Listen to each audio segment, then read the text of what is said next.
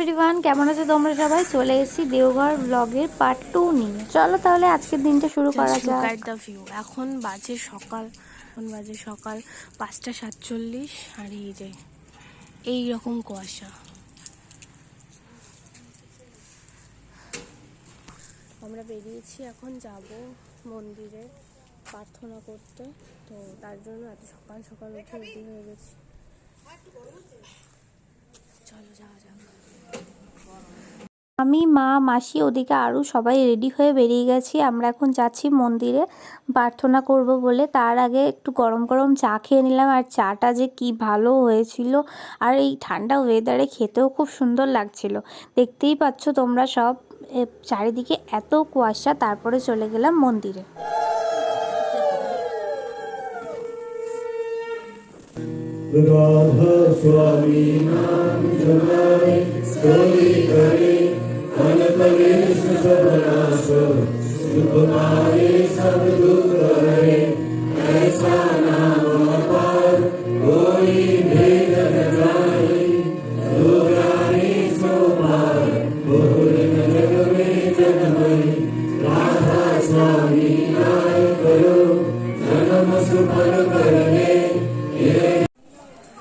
সুন্দর জায়গা, এত সুন্দর এখানে জায়গাটা, মানে দারুণ লাগছে।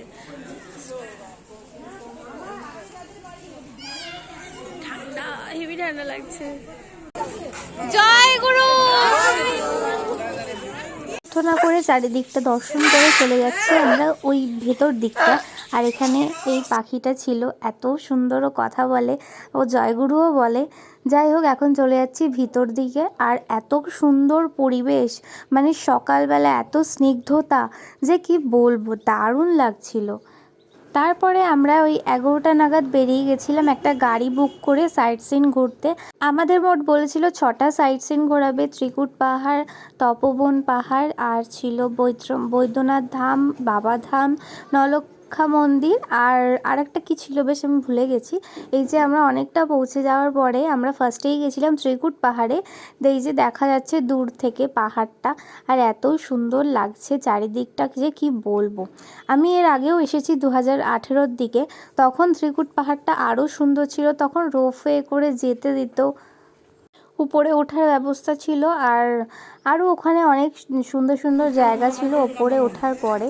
তো আমরা এখানে এমনি পায়ে হেঁটে উঠছি, যেহেতু রোপওয়েটা এখন বন্ধ আছে, ওদিকে যাওয়া যাবে না একটা অ্যাক্সিডেন্টের জন্য। তা উঠছি আমরা সবাই মিলে।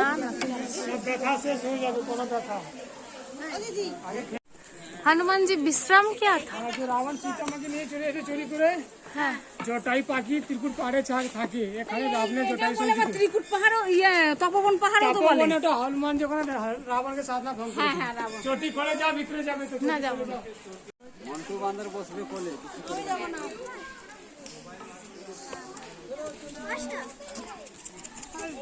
তো যেটুকু গাইড আমাদের উঠিয়েছিল সেটুকু আমরা সবাই উঠেছিলাম। আমার মা আর মাসি তো ওঠেনি।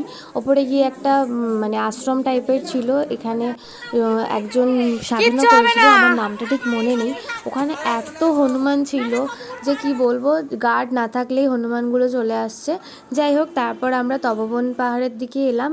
আর যাওয়ার আগে আমরা এখানে একটু খাওয়া দাওয়া করে নিচ্ছিলাম। সবাই নিয়েছিল মুড়ি ছোলা, আমি তো নিয়েছিলাম আমার ফেভারিট চা। আর ওখানটার চাটাও দারুণ ছিল, মানে যেখানেই চা খাচ্ছি আমি তো পুরো ফিদা হয়ে যাচ্ছি, এত সুন্দর চাটা। তো তারপরে আমরা উঠলাম তপোবন পাহাড়ের উপরে।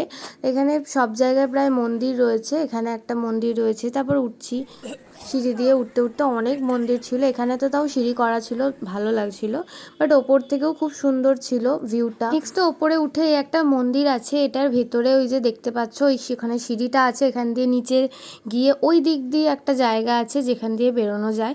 বাট ওখানে সেদিনকে কেউই প্রায় ঢুকছিল না। আমি এর আগের বার যখন এসেছিলাম উঠেছিলাম। তারপরে আর একটা মন্দিরে চলে আসার পর নেক্সট গেলাম আমরা বাবাধাম দর্শন করতে। তখন বাবাধামের মন্দির বন্ধ হয়ে গেছিলো, তার জন্য আমরা আর ভিতরে ঢুকতে পারিনি। আমি যেহেতু এর আগেও গেছি, ওর জন্য আমার আর যেতে ইচ্ছা করছিল না। যাই হোক, একটুখানি বাইরেটা ঘুরে আমরা ওখান থেকে প্যারা নিয়েছিলাম, আর টুকটাক কিছু কেনাকাটা করে চলে এসেছিলাম রুম, মানে মেন আমরা যেখানে ছিলাম হোটেলে। তারপরে এসে তো খুব টায়ার্ড ছিলাম, চলে এলাম ঘরে। তো এই ছিল আজকের ব্লগটা, কেমন লাগলো অবশ্যই জানি। দেখা হচ্ছে নেক্সট পার্টে, ততক্ষণ তোমরা সবাই খুব ভালো থেকো।